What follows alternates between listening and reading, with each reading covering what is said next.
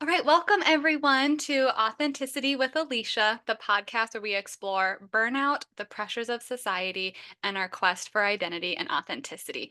I'm Alicia, and today we are joined by Michelle Risser. I'm so excited to chat with her. She's a therapist, coach, entrepreneur who also specializes in burnout, and she's really great at helping other mental health professionals add additional income streams to help with that burnout prevention, burnout recovery, and just really like empowering a lot of mental health helpers. So excited she's here. She's also a talented knitter and she has a course on that, on how to do that in stress relief way. So we're going to talk about all the things. Thank you so much, Michelle, for joining us today. Thank you for having me. I'm so happy to be here. Oh my goodness. So for folks who we've gotten the joy of getting to kind of work together on a few projects before. We've been in some bundles, we've done some other chats. And so I'm just really excited to kind of get to really focus on the additional income thing before. So we've talked about burnout a lot, but I'm really excited because I know it's been something that you've been working on a lot and helping a lot of folks being able to add that. So I want to start though with just why do you think burnout is so prevalent in the mental health field? Well, I've really seen a shift since COVID. Yeah. During COVID, we all went online, and all of a sudden, the demand was just absolutely through the roof. There was Yeah. so much more demand than there were helpers available.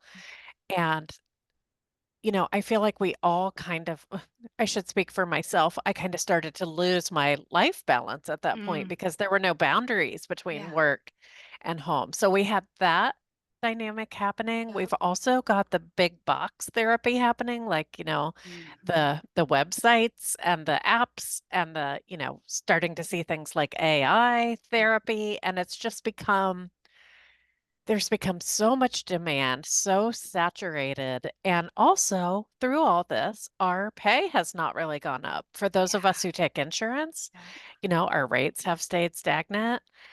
The economy, all the things that Mm, everybody is going through, I feel like are really impacting mental health therapists right now because we're the ones who are helping others through it while we're yeah. going through it ourselves. I think you hit on so many of like the important themes of it. Cause I feel like something that we're both passionate about in our previous convos is like burnout often is like, oh, people can internalize it of I'm not doing enough. And it gets put on like the blame internally. And you're hitting on these external themes of like insurance panels and pay, the demand of this mental health crisis. Like I love that therapy is accessible and the stigma is decreasing, but we also like need people to see that and we have to take care of ourselves and those boundaries. And again, I love working at home, but those boundaries can be really blurry of, oh, let me just check a quick email. Let me fit a Mhm. client in here real quick. And that takes a toll on people. We're humans first. Absolutely. Uh, Absolutely. So you're right. It's all these external factors, it's all these systems. yeah. And we do often put burnout on ourselves and just kind Mm, of, oh, do more self-care, take a day off. You know, when we are in a system that's not sustainable, that's not enough. yeah. Yeah. Like self-care is great. I love self-care. I Sure. practice it. I preach it. That alone is not going to cure burnout though. And I Mm-mm. wish I could take a bubble bath and my burnout is cured forever. It ain't that simple. Ugh. That's right. Ugh. So how did you kind of come across this additional income streams as a way to decrease burnout? Absolutely. And it's been a really interesting evolution. Yeah. So this all started again during the pandemic. And actually, I'm a person who's always had multiple income streams. Even when I was a Oh, kid, I'd have a part-time job at a pizza place and I'd yeah. babysit and I'd tutor. And then I Yeah. started playing guitar and I would play guitar at people's parties. Oh my And God, I never knew that. That's yes, amazing. yes. And then, I even had a regular gig at a pool hall, a billiards hall that every Wednesday I played a happy hour set and I got paid for that. So I've always had, you know, little pieces of income rather than one big job. And Yeah. I've realized it's probably partially my neurodivergence, that I'm not cut out for a 9 to 5, Mhm. but I've always liked being able to dabble in a lot of different things. So Yeah. additional income streams are not new. When I became a therapist, well, actually, I became a social worker. I worked in an agency. And then when my daughter was born, I decided to take that part-time. Mm. And I also worked in a hospital contingent and I started my private practice. Wowza. Yeah. And then I started teaching continuing education courses as part of my private practice Uh, and doing workshops in the community. yeah. And these are all things that I really enjoy. Mm, And what's interesting is when during the pandemic, I signed up for a program that helped therapists learn how to ethically add a coaching business. mm, And like you said, my passion was burnout, helping therapists, particularly therapist moms mhm. who pour out at home and at work, Yep. helping them recover from burnout. Through that process, I realized exactly what we were talking about, that it's not just, be in an unsustainable system and then take a bath. Right. It's really change your life so that it works for you. And Yes. for me, that has been by doing things outside of my therapy chair. Uh, So I still teach continuing education courses. And in fact, I'm teaching one this Friday. I do consulting in my clinical practice. I do consulting mhm. for EMDR, and I also offer intensives. But then I have my second business where I do diversified income stream Mm. and CEU consulting, where I help other therapists start to teach continuing education. So I'm still doing a lot of things, but I'm really pulling back from my therapy practice. Yeah. One of the things I found for me is that as much as I enjoy my work with clients, doing one-on-one, back to back to back sessions was just burning me out, and I was Yeah. not the best therapist I could be. Mhm. So actually this week, right now, Monday, today is the first day of my new schedule, which is I'm only doing hourly one-on-one sessions every other week. That's genius. Oh my gosh, I'm so excited for you. Thank you. I notified my clients about a month and a half ago. Yeah. I offered to refer out if they need more than that, Of but I had course. been in this process of pulling back on my Mhm. therapy business for long enough that most of my clients are in a good place where that's perfectly fine. I love that. And then in the in between weeks, I'm working on my consulting and I'm working on offering intensives so that I can do extended sessions, deeper work. Yes. Um, you know, but yeah, that's where I'm at. So this is my first week of that, and I'm so excited. Oh my gosh. Well, I can't wait to hear how it goes, but I'm hearing just like so many good nuggets. I just want to like slow down for folks. So, one is I love how you're really embracing this. Like, not everyone wants a 9 to 5. Now, some people love a 9 to 5. We are not saying that every person listening needs to add 5 new things to their plate. If that's not your jam, that's okay. But for a lot of people, that 9 to 5 does not work. And yet, our society, that's what is deemed the norm, the Mhm. standard. And it sounds like even from this early age, that wasn't your thing. You're like, I want to like have fun and do a variety of things and tap into these different parts of myself.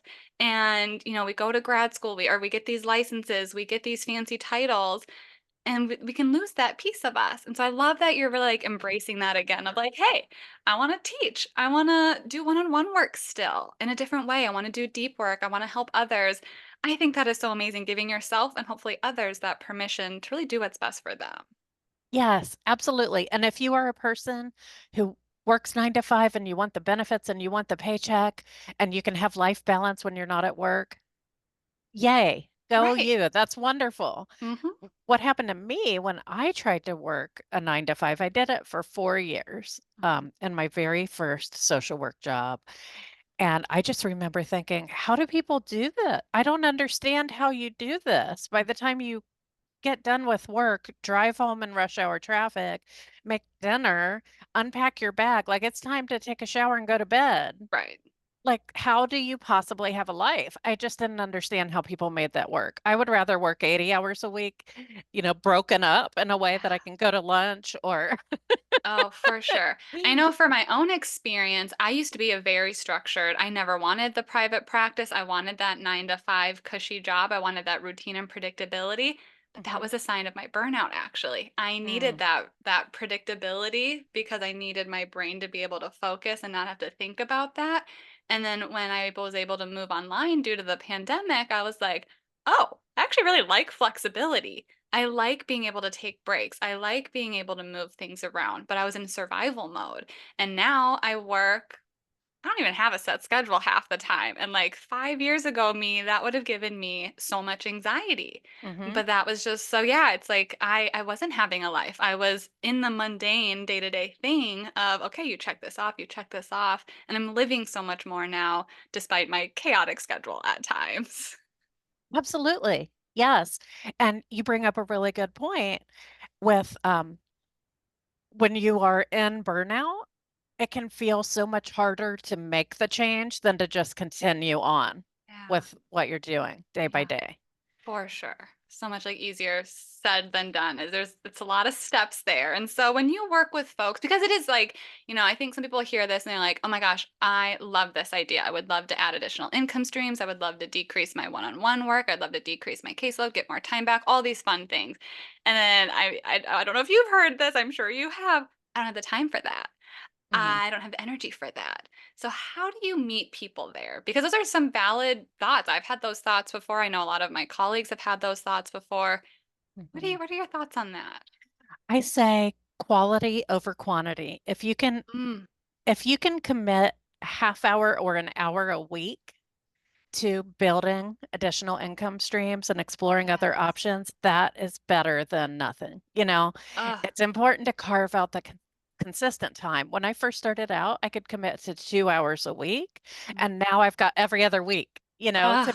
and it's taken me 3 years to get here. Yeah. This was not an overnight thing, Right. but I say commit to what you can do. Mhm. Even if it's just setting aside time to explore your Mm. options, to Yeah. daydream, to Uh, brainstorm, to write in your journal, set that time aside and treat it as just as important as the commitment that you absolutely cannot miss, yeah. that physician you need to get in with who has a 6-month wait list and you cannot miss that appointment. Make your appointment with yourself that important. I love that. So really like starting small and like the Yeah. quality piece, I think a lot of us we'd love to, okay, I'm going to launch this course by this month and it's like if you've got the time and energy, that's wonderful. It's also okay if you don't. And I think a lot of us, especially like these high achievers, we want these quick solutions. But those small things can be just as empowering and momentum builders and creating a lasting foundation. Like you said, like you were able to start at this 2 hours and now you have an entire week dedicated to this. Like, that's Mhm. incredible. I know, 2 weeks a month. Oh my gosh. Which is amazing. And of course, I feel like I need to say this, that I Mm, will offer some slots for emergencies or client crises that yeah. come up, but there are no one-on-one Yeah. scheduled Right. hourly therapy sessions. So, yeah. I love that. And what I also love about, this new kind of schedule for you is there is this balance in a way, it's we can't, you're not saying we have to have this full caseload and teach courses and do Right. coaching and be a mom and at 100%. Yes. When you've leaned into something that might mean leaning away from these other things and doing That's it still right. in an intentional way. You're not saying, I don't care about the therapy work, but I really want this to be deep and intentional. And so what can I do to make sure I'm doing that good therapy and still finding this joy? It's finding that really meaningful balance, which I think sometimes our brains can have a hard time doing because we want to do all the things all the time. Exactly. And then it looks like juggling. Oh, And, that's exactly what I spent a lot of last year doing, just mm, doing too much. It was kind of my year of yes. If I had an idea, I went for it. yeah. And as a result, I ended up juggling all these things at the same time and not really clear. So my word for 2024 is focus. I really Mm, want to focus and hone in yeah, rather than just saying yes to all the things. for sure. Oh, that's so just like, yeah, I love the intention behind that. And I think a lot of folks can really resonate with that. Hmm. What are some other like benefits you see of adding additional income streams for especially like mental health providers? Absolutely. So one thing I love is that if you want to do coaching or some of the other income streams, that's great. But a lot of them, in order to do it ethically, you really need a second business, a Mhm. separate website. So I love doing things that you can fit into your therapy practice. So Mhm. one of those for me is EMDR consulting. Like I said, basically the way I think of it is if my license is attached, it's under my therapy business. If my Yeah. license is not attached, it's under my consulting business. Love it. So even though I do two kinds of consulting, EMDR is clinical consulting. Mhm. Um, so that's all under my therapy practice. I do consultation, I teach continuing education courses, I've taught workshops in the community um, for new moms, perinatal Mm. mental health, anxiety, healing the Mm. holidays. Like and all of that I can do within my therapy practice. Yeah. I love that. So, like, for So folks who maybe are listening of, oh my gosh, I don't want to deal with this LLC stuff and that's right. taxes and adding time to create and adjust a whole new website, finding those things that you can ethically and legally do under that therapy license. And then you just listed Exactly. like a whole handful of things and like a variety of things. So it's like, hey, if this isn't your jam, here's this option. That's Mhm. super smart. Exactly. I'm also a writer for a website called Choosing Therapy, and there are several other websites out there that Yeah. hire licensed mental health professionals to write articles. I do that. I know that's not everybody's cup of tea because it's a very technical kind of writing. They Mm. give you a very structured outline. It's based on SEO and keywords. And Mhm. so it's not for everyone, but my nerd part of my brain loves it. It's like writing papers in I grad love school. it. And it's another way, like today, this afternoon, that's what I'll be working on Mm. is writing some articles. And that's another thing that I get paid for. That's not one-on-one therapy. So it allows me to step away from therapy, use a different part of my Mm. brain. So even in these off weeks, I've struggled with how to think about it because I'm not really off. Today I'm meeting with you. Mhm. I am consulting with a potential new client for my CEU consulting. I'm running an EMDR consultation group. And then this Mm. afternoon I'm writing articles. So But you're still, yeah, isn't you're not I'm an still off week. busy. Yeah, I'm still busy, but I'm not in the back to back to back Yeah, appointments like I was. I was getting to the point. I am 50 years old. I have a teenage daughter. My grandmother is still with us and she's in Florida and she's aging. I'm kind of in that like really, really busy middle-aged mhm, part of life. mhm.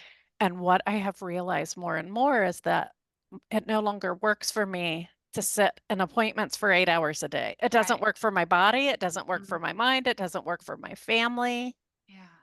So it's kind of like what I said when I was younger. I'm still doing a lot of things. I'm still busy. I'm Mhm. still working pretty much ironically 9 to 5. I work But more but like it eight, but eight you to hack five, the but system because you're doing these different things, and it's probably, like, feels like you're doing a variety of things, and that can be really exactly. helpful. And when I write these articles, I can go to a coffee shop and Mm. do that. I can go out to lunch. I can take a nap this afternoon if I want to. So I don't want to give anybody the wrong impression that it's like, oh, I'm just laying on the beach. I'm still busy. I'm still working a lot, but it's fun. Yes. Oh, and I don't want to put words in your mouth, but I know like when I've started to add additional income streams, like it taps into different parts of ourselves. So it's It like I have a does. therapy hat on, and that takes certain skills and parts of my brain and my communication styles. And then yeah, like doing website stuff, writing, having these conversations, they're still work, but they require different skills, different energies, different strengths of mine. And they kind of get to pull out different things. Like I love being able to add workbooks because I love my creative brain really got to thrive in that. And Yes. so I think I can hear like how that joy, that tapping into different things, it's still work. It's just Yeah, a different type of work. even right now. I mean, we're just having a chat, but it's still part of our work. We're Yeah. sharing what we do and um but it's fun. And like you said, so every morning I block out some time in my calendar during my therapy weeks. Unfortunately, it's only for like an hour, hour and a half, but on a week like this week, it's most of the morning, and I just call it creative time. I know. That just like And there is are no more Sunday scaries because I cannot wait to get up and Yes. start working on creative time. Uh, that just, like, made me speechless because of how I think a lot of folks I don't wanna speak for folks, but I know, like, creativity was a big part of my life, and then that burnout and, like, that was one of the first things that really went away because I had to really abide by this routine, Mhm. and that creativity is so important for my own mental health, and I think there's other folks like us who need that to thrive and to feel joy, and I hope they Yeah. can get that. Absolutely. And, in no way, I don't want to bash the therapy profession because I love my work and we get to do Mhm. really deep, meaningful work and it's an honor. So I'll just Yeah. put that out there. But at the same time, I've seen in myself and other therapists that the longer you're in the profession, it kind of kills your creativity. Yeah. Like every time you get the board newsletter, it's like, oh, Ugh. here's all the people that lost their license. Oh no, be Mhm. careful. Don't rock the boat. Mhm. Make sure you're evidence based. Make sure your notes are on time. Make sure, it really, really puts us in a box. Yeah. Yeah. Oh my gosh, and those Facebook messaging boards sometimes, I they are Yes. just like, you ask a question and everyone's like, "Oh, you're unethical." And I'm like, "Whoa, there's a lot of context here we might need to dig deeper in. I did not remember you being on the board of something." So, Oh, yeah, I think exactly. Anytime anybody tries to do anything, creative or different or get out of that box, it's like, oh, you're unethical. And right. Oh, there yeah. are ways to do it very ethically. Oh, yeah. And people are starting to have more conversations now about how therapy is colonialized and it is very um pathologized. Mhm. We're in that box of the medical model, especially if Yep. we take insurance. You have a disease and I am Yep. treating you for that disease. Yep. And so many therapists are saying, "No, I don't want to do that anymore. That doesn't align with me." So then you Mhm. have to figure out how to make that work. For some, it's Exactly. not take insurance. For me, it's been to lean in more to the intensives because Mhm. I know I sound like a weirdo and people kind of look at me sideways with this, but I'd rather work intensively with someone for 6 hours on their trauma Yeah. than chit chat for an hour. Oh, yeah. No, I don't think you're weird at all. I totally get that. I'm like, "What is Sure. small talk?" Like, "Tell me your childhood Yeah, traumas, please." let's get to it.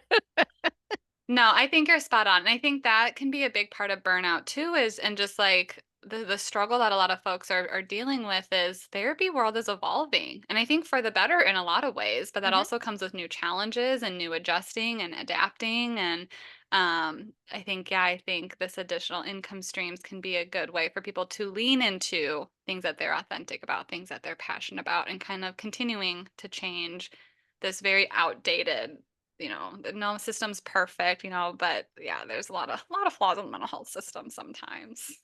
Absolutely. Yeah, and I do believe that this is a trend that we are seeing in our profession, and honestly, I believe it's going to be necessary for us to continue to survive and evolve as that we're gonna need more than one income stream. Just saying I'm gonna build a practice and see 30 clients a week, like, it's not working anymore for a variety of reasons. I think so too. That's actually kind of one of the things I was curious about too is, what are maybe some of well, maybe it's not a direct, but one of the things I was curious about is like the myths or stigmas of adding additional income streams or even just like things that therapists face. Because, yeah, I Mhm. feel like as you were saying that, it reminded me of, oh, well, we have to be like martyrs almost, where, yep, we have to see all the people. We have to see 30, 40, 50 people a week, be present for all of them, hold their deepest, darkest secrets and traumas all the time. Like that's going to weigh on us as humans. Are there other like kind of messages or things that you see kind of impacting therapists? Well, specific to therapists who have diversified income streams, one of the things I'm seeing on social media that's kind of a trend is this backlash against people who are offering their products and services like, "How dare you charge me for Ugh. your consultation? How dare you ask for my email list for Mm, this, beautiful PDF that you made that's chock full mhm, of information?" mhm. And it is there is kind of a stigma in the therapy world that I see against therapists monetizing their expertise outside of the therapy room.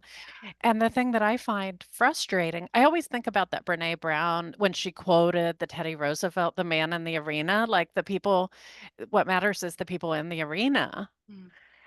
but the people out there saying, oh, I can't believe these people are marketing, they're coaching or whatever. Yeah. They're not the ones out there finding out what it takes to be visible. Mhm. And, for anyone listening who has not ever tried to market an additional income stream, I don't want to make it sound easy. You have to be visible to the point that you're Mhm. uncomfortable. Mhm. The way the algorithms work, the way email open rates work, you feel like you are bombarding people just for them to even know what you're offering. Yeah. And that's what it takes.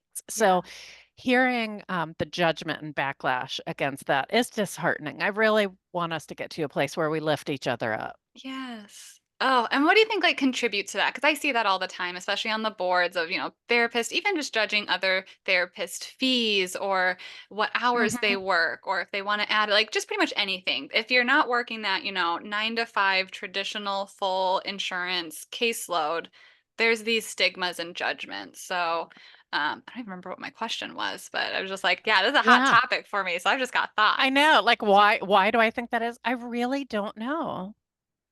I don't know if it's people's own fears of being visible. Maybe there's some, I don't want to say jealousy, but maybe they're having some feelings about the fact that, wow, this person is really putting Mm. themselves out there. Who do they think they are? Maybe I I'm not sure. That's a great I question. know, We it's should something we my should brain figure rat that I out. know, you can tell, like, my brain's been thinking about it a lot. I'm like, 'cause yeah, I don't like and yeah, we're not here to bash on those people because, we're systemic thinkers, and so it's like, things have led them to have those beliefs, and I'm like, maybe it's messages that they got in grad school and what they were modeled in the mental health field where, "Oh, well, this is just what you do, you only see clients," and I know a label that I hear a lot is it's selfish to charge certain fees or to Hmm. think about money and adding additional income streams. We don't get into this field because of the money. We get into this to help people. And so I'm just trying to like fascinated by the messages we get that then,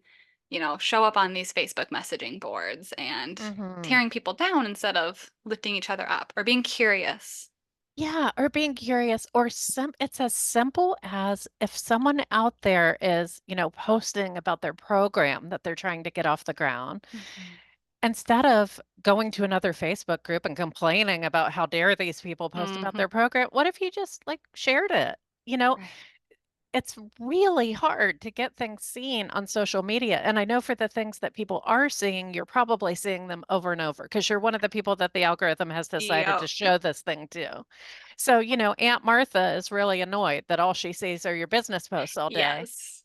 But meanwhile, the person who needs to see it isn't Mhm. seeing it. So, like, hey, do you have any idea how valuable it is to just throw a little heart comment? Yeah. Like, Alicia, you and I do that all the time on Instagram. When you see somebody out there hustling, trying to get something off the ground, just throw them a comment, throw them a like. Even For sure. better, a share. Oh my goodness, a Yes. share is like gold. I think you bring up another interesting point that we haven't really talked about is like the competitiveness in this field and Mhm. how like yeah, you and I thankfully and we found some of our other people in our circles Mhm. where we're like, yeah, we do similar things, but guess what? There's space for all of us. We all do That's things right. differently and we can like we'll share each other's posts and we're like, "Oh my gosh, like yeah, start that venture, like meet those goals, support each other." And it's a lot of Yes. folks who have that maybe that scarcity mindset, that fear where it's like, no, if I support you, then that's less income for me. And that can be really scary for folks. It can. And here's another prediction that I have is that those people are going to be left behind Mhm. because that mindset is going by the wayside. It is all about Yeah. collaboration, teamwork. You and I met in a collaboration. Mhm. So many of my business besties I have met in collaborations. We're here right now collaborating. Yeah. So, if you're one of those people that's like sitting back, feeling competitive, feeling threatened, work on that. Yes. Yes. Like, Work on that yeah, because I believe the wave of the future for business in general, but especially mental health is collaboration and I think teamwork. I think so too. I think it's, at least for me, and I know I've heard you speak on this, it's more genuine. Like, I did not go to grad school and learn marketing things. And so it can be kind of weird sometimes working on the Mhm. marketing piece, but I love people and I love empowering people. I love uplifting people. And so when I get to do these collaborations, it doesn't feel slimy or gross. I'm like, no, this is amazing. And I get to share all about these wonderful humans who do amazing work. And also, like, I don't have to do that then. Like, I do not have to worry about helping people learn how to do CEUs because there's this incredible human who knows it already. So I can focus on other things that I like to do. And that's really nice. I don't have to do all the things. Absolutely, and that's such a good point too, is to find the thing that we like to do and hone in on it. Yes. Yeah. So yeah, I'm with you of like feelings are valid. Go explore that though, because I agree. I think especially in the mental health field, people are going to be drawn to that more genuineness, that collaboration and that, yeah, there's just been some slimy posts lately that I know we both have seen and it's just Mhm. that's not my style. Yeah, it's hurtful. Yeah. It's very ouchy. I love the saying, "A rising tide lifts all boats." Like, if Mm, we all succeed, we all succeed. yes. So, Ugh, spot on. Are yeah. there other like any like fun additional income stream projects that you have going on right now that if folks are listening and they're like, okay, I think I'm ready to kind of like dabble into this, Mhm. where would be like good spots for them to get connected with you? Or like where would they start?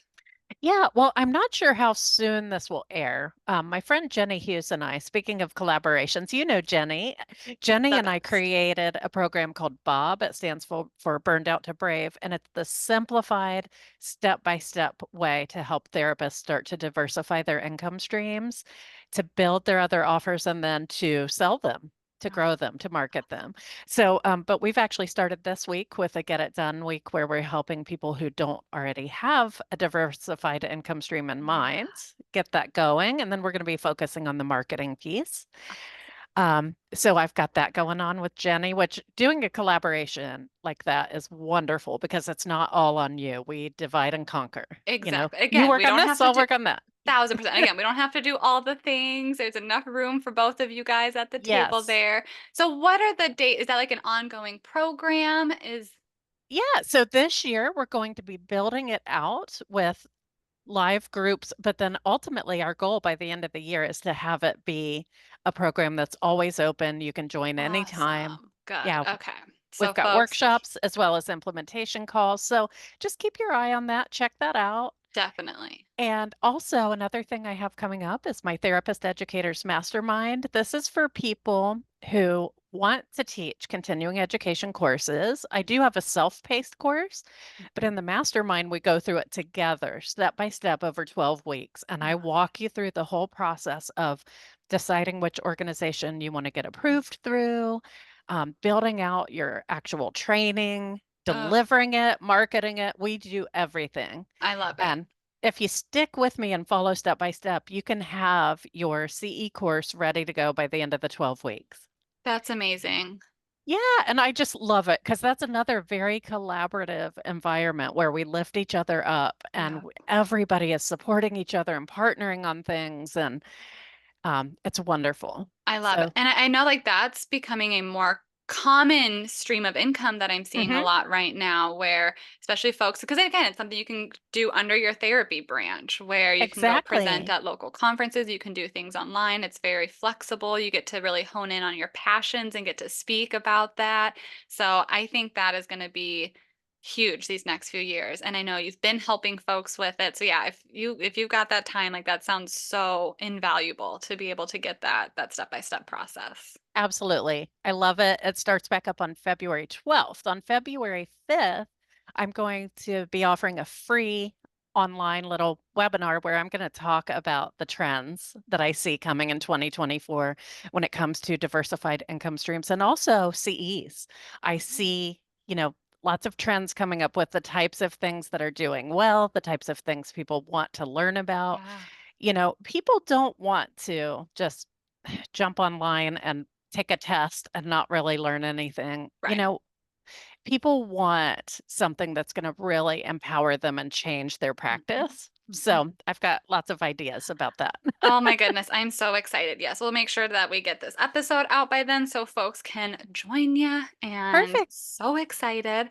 Thank you so much. And yeah, I'm going to post Michelle's info because she's got lots of cool self paced courses. She's got some fun live programs coming up. So there's a variety of things there.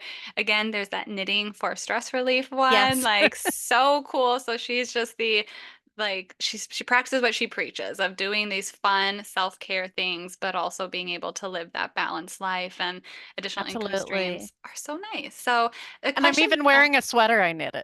I was wondering, I was like, that is such I've been staring at the sweater and I'm like, is that weird to ask if you've knitted I that? did.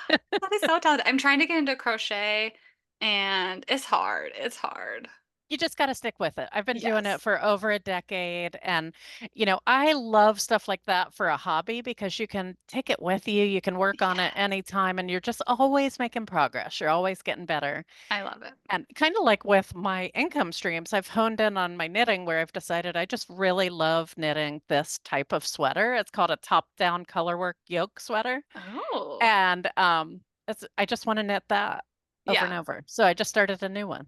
I love it. Yeah, like, we don't need to keep learning all the new things. We can just Exactly. make I it. don't have to do socks, then gloves, then a hat, then a scarf, then a Just no, I can just make these sweaters a for million myself. sweaters. Oh, I love it. Well, and you live in Ohio, so it gets That's right. cozy, so you need the sweaters. The thing that I like to ask all the folks as we wrap up is, how have you been practicing authenticity this past week? Well, wow, this past week, so it is the beginning of a week.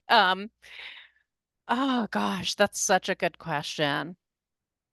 I mean, I think part of it is just showing up, even if I don't feel like I'm all put together or ready, or, I've been trying to show up on social media more. Mm, Something I've been working on with Jenny with our Bob program is really clarifying our message, yes. not feeling like it needs to be this really flowery language or Mm, just clear. Here's what we do, who we do it for. yep, Boom. yep. So that's part of authenticity for me too, is just being more clear and direct. Oh, heck yeah. And I think that helps us figure out like who we are, what are we speaking, what are those values, what are we trying to present to that? And yeah, I love that that's something it sounds like you guys have been very intentional about that, having some Mhm. conversations. It goes in line with that focus. That's your word of the year. And Mhm. just showing up, whether it doesn't have to be perfect, but just putting yourself out there, doing the things. That's Oh, right. that's awesome. Well, Michelle, I want to be respectful of your time. I know we've talked before. I think we've got videos on YouTube of us chatting. So folks are like, I want to hear more about this stuff. Make sure to follow Michelle. I'm going to post her websites. Make sure to check out her program. She's got lots of amazing info on how to add additional income streams and just burnout prevention in general. Thank you so much. You're so welcome. Thank you so much for having me. It's Ah, always great to talk to you. so fun. Alrighty, folks. Well, until next time, take care of yourselves and each other, and remember that the world needs the real you. So let's explore that authenticity together.